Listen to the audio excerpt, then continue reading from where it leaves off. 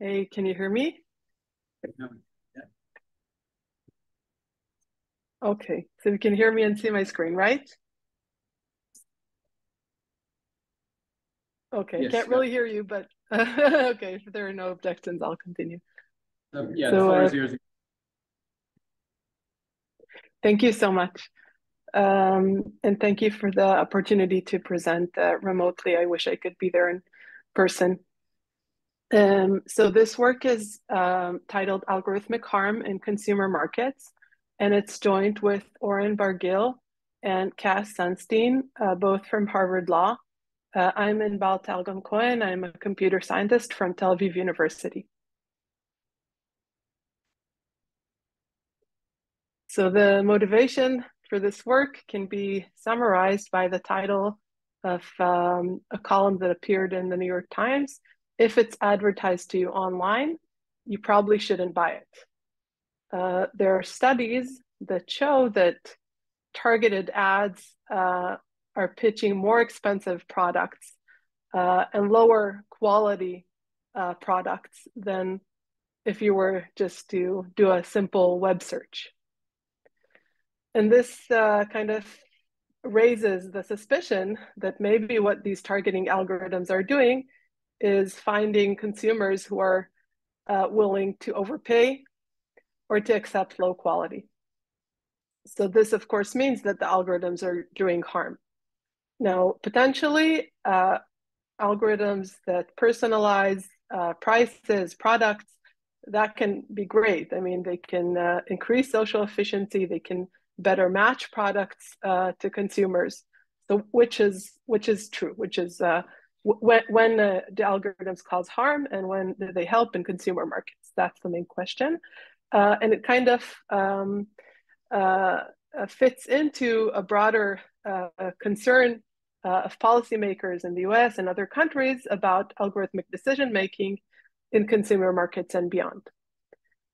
So part of, I think, the contribution here or maybe motivation for future contributions is kind of a cooperation between law and computer science and trying to give useful tools for policymakers. Okay, so here's the plan. It follows the organization of the paper. The first part kind of identifies categories of algorithmic harm. I'll mostly be focusing on price discrimination. In the paper, we also have quality discrimination and also discrimination based on race and gender. This last category, I think, has a lot of research, so I would say that the main contribution is in the first two. And then in the second part, we developed legal policy responses rooted in state-of-the-art algorithmic ability, mainly transparency and explainability. So I'll spend most of the time on categories of algorithmic price discrimination harm and talk a little bit about legal policy responses at the end.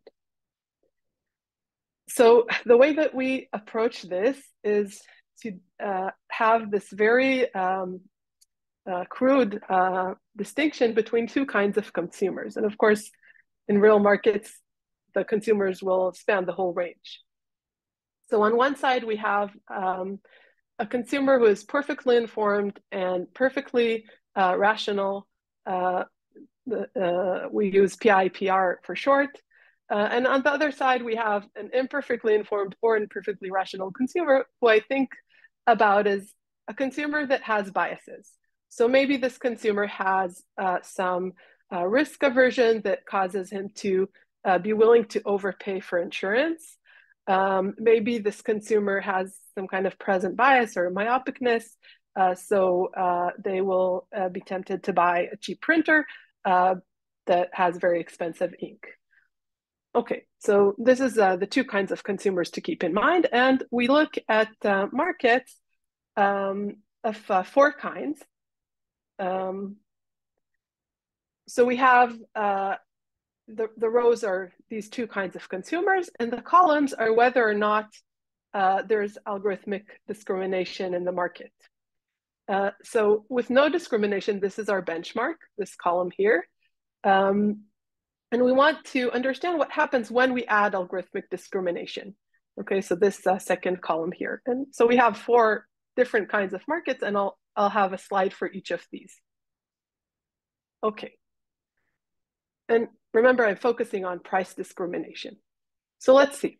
So we have really simple markets, as you can see here. I'm showing the demand and supply curves. They're just lines, and you can see that this height here is the cost of the product, and each unit costs the same to produce. And the demand is, of course, decreasing as the price goes up. Okay, so really simple market, so we can have a clean analysis. This is a kind of basis for further work in the future, we hope. Okay, so this intersection point here of the supply and demand curves, that's what would happen in a perfectly competitive market. We would get that the product is sold at cost, and we would get the quantity that's being sold. And this triangle here is the consumer surplus. So basically, the difference between how much each consumer would be willing to pay and the actual price, which is here the cost of production, aggregated over all the consumers. Okay. Now, we're not dealing actually with markets in which there's perfect competition, because in order to use price differentiation, you need monopoly power. So if the seller is a monopoly, what I'm showing here is the monopoly price. It's going to be higher than cost. And of course, the monopolist is going to sell less. And now we get some surplus that goes to the seller. Okay, the consumer surplus becomes smaller. Some of the surplus goes to the seller, the difference between the price and the cost of production times how many people are buying. And we have this black triangle here, which is the monopoly deadweight loss. These are consumers that would have benefited from the product, but they don't get to buy it because the monopoly price is too high. Okay, this is the social cost of having a monopoly. Okay, now I'm going to add price discrimination. And remember, we're still in the perfect consumer market. Okay, so what happens with price discrimination? What happens is that this whole triangle here is now seller surplus. I'm kind of looking at a very extreme case where the algorithms are super smart. They can look at each consumer and tell me how much this consumer is willing to pay.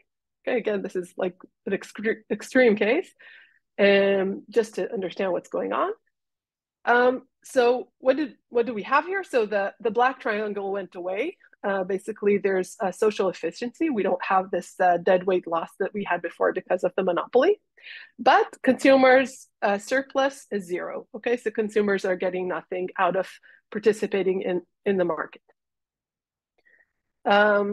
And this is summarized in the slide. So if you use algorithmic price discrimination in a market with perfect consumers, you get that the surplus, overall surplus goes up, the consumer surplus goes down. You could do some coarse algorithmic price discrimination, which I think is maybe more accurate realistically, where you divide your consumers into classes and you have a different price for each class.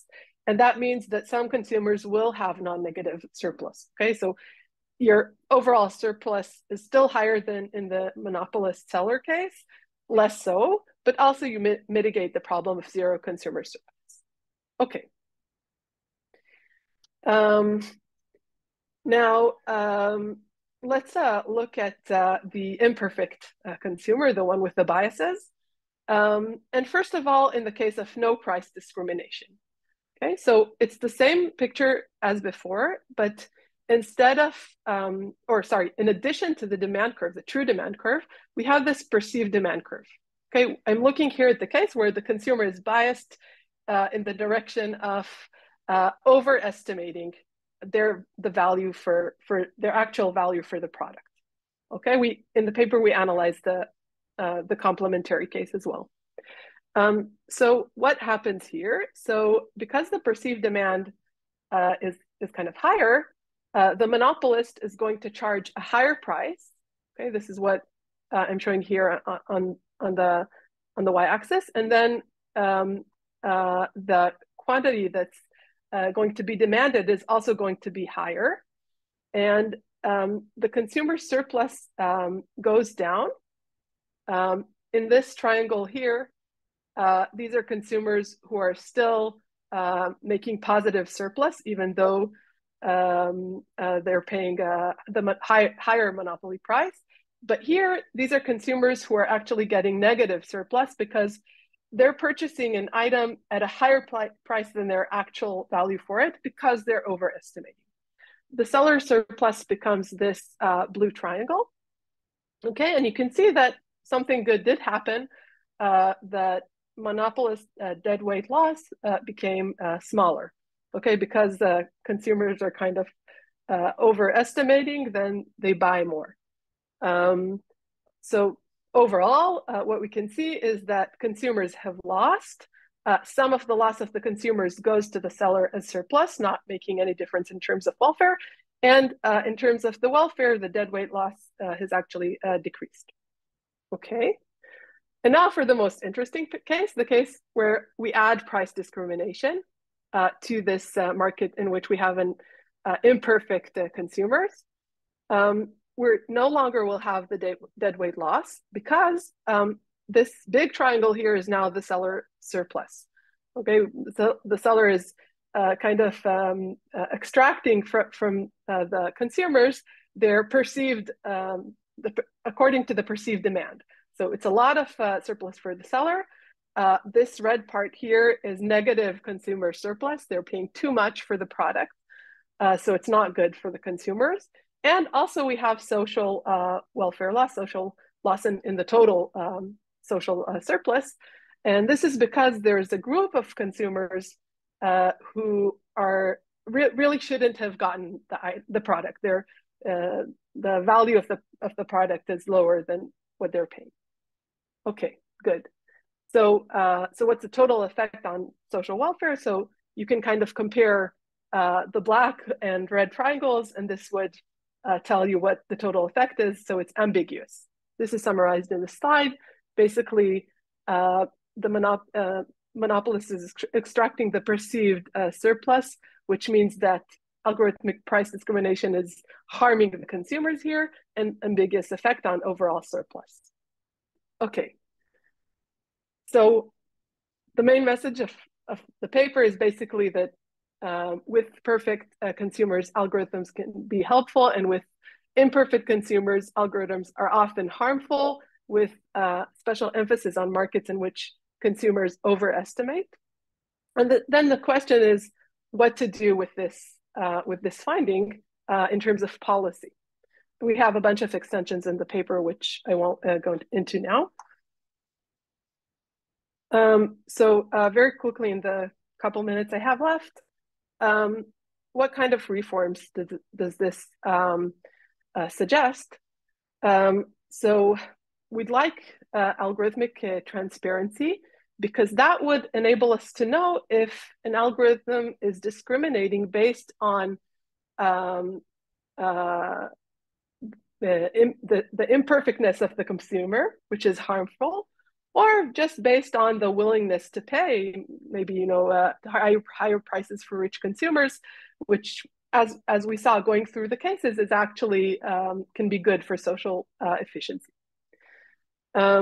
So we can apply some transparency protocols that are well known in computer science and improving and evolving all the time. Teacher-student algorithms, linear models, Lime, SHAP, and so on. And we have in the paper a relatively detailed account of these, which will maybe be helpful for policymakers. And how do we apply these transparency protocols? So basically, we kind of think of two use cases, one in which there's no identifiable protected characteristic. And in this case, we want to use the transparency to look for suspicious characteristics. The kind of typical example here would be that you run the transparency protocol. It shows you that the algorithm places a lot of weight on a consumer's saving or debt levels, which is a proxy for their present bias.